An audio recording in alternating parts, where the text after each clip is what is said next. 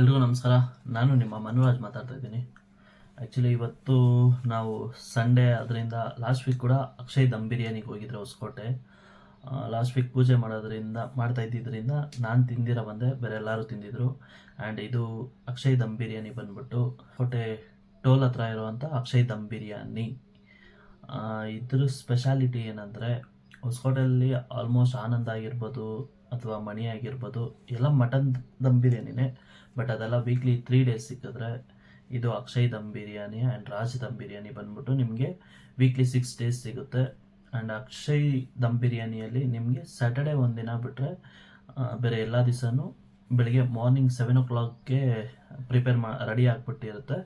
And night 10:30 ಗಂಟೆ ಸಿಗುತ್ತೆ. ನಿಮಗೆ ಬಿರಿಯಾನಿ ಒಂದೇ ಅಲ್ದಿರ ತಲೆ, ಸೂಪು, ಕಾಲು ಅದೆಲ್ಲ ಎಲ್ಲ ಥರನೂ ಸಿಗುತ್ತೆ.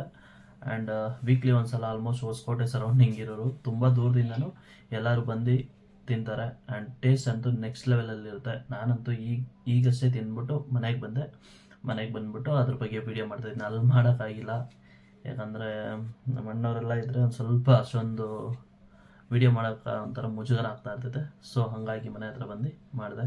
ಆ್ಯಂಡ್ ಬನ್ನಿ ತೋರಿಸ್ತೀನಿ ಯಾವ ಥರ ಇತ್ತು ಅಂತ.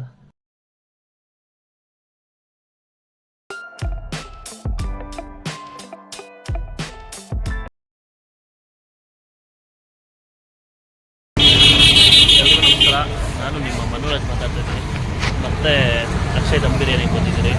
ಲಾಸ್ಟ್ ವೀಕು ತಿನ್ನೋಕ್ಕಾಗಿಲ್ಲ, ಪೂಜೆ ಮಾಡ್ತಾಯಿದ್ರು ಅಂತ. ಬಟ್ ಈ ವೀಕ್ ಬಂದಿದ್ದೀನಿ ಟೇಸ್ಟ್ ಮಾಡೋದಕ್ಕೆ. ಹೆಂಗೈತೆ ಅಂತ ಹೇಳಿ ನೋಡಿ. ಅಕ್ಷಯ್ ದಮ್ ಬಿರಿಯಾನಿ ಹೊಸಕೋಟೆ. ಆಲ್ರೆಡಿ ನೋಡಿ ಎಷ್ಟು ಪಾತ್ರೆ ಖಾಲಿ ಆಗಿದೆ ನೋಡಿ. ಅಲ್ಲಿ ಕ್ಯೂ ಹೆಂಗೆ ನಿಂತಿದ್ದಾರೆ. ಯಾವಾಗ ಬಂದ್ರೂ ಎಷ್ಟೊತ್ತು ಬಂದ್ರೂ ಜನ ಇದ್ದೇ ಇರ್ತಾರೆ. ಸೊ ಆಲ್ಮೋಸ್ಟ್ 10 ಗಂಟೆ ಟೈಮು ನೋಡಿ. ಹಿಂಗೆ ಹೇಗೆ ಕೊಡ್ತಾರೆ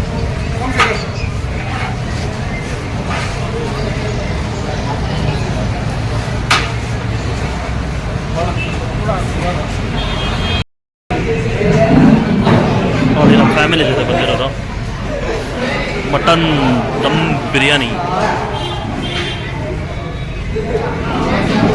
ಹಂಗೆ ಬಾಬಾ ಟೇಸ್ಟು ಇನ್ನೂ ತಿಂದಿಲ್ಲಲ್ಲ, ತಿನ್ನೋಕ್ಕಿಂತ ಮುಂಚೆನೆ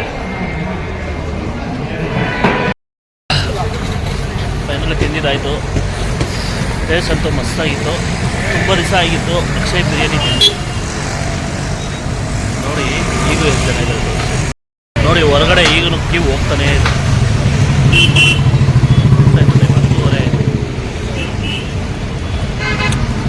ನೋಡಿ ಎಷ್ಟು ಟೈಮ್ ಅಂದರೆ ಆಲ್ಮೋಸ್ಟ್ 9 o'clock ಅಕ್ಷಯ್ ದಮ್ ಬಿರಿಯಾನಿ. ನೋಡಿ ಕ್ರೌಡ್ ಹೆಂಗಿದ್ದಾರೆ ಅಂತ ತೋರಿಸಿ ಬನ್ನಿ.